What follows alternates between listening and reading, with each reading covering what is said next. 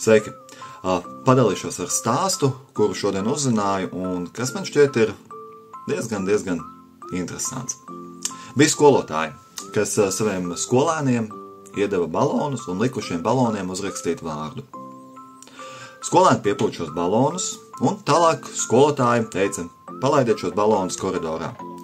Baloni tika palaisti, sajuka visi kurais, un tagad skolotāji teica, atrodiet savus balonus 5 minūšu laikā. Protams, skolēni meklēja, tur bija hauss, bardaks un tu kā skolēni. Pagāja 5 minūtes, bet neviens neatrada savu balonu. Tad skolotāji teica,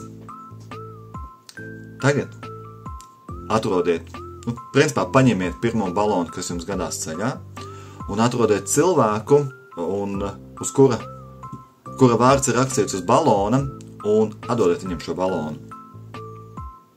Nepagāja pat 5 minūtes, un visi šie skolēni bija dabūjuši atpakaļ savus balonus.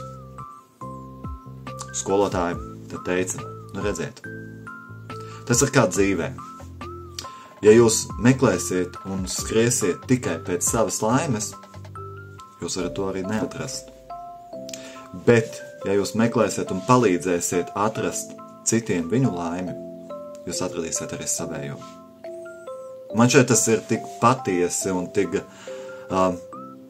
īstenībā interesanti, kad šāds stāsts šodien uzdūrās uz manīm, jo pa lielam tā es arī cenšos dzīvot un iesaku arī citiem dzīvot, kad vairot pozitīvismu un censties palīdzēt vienam otram.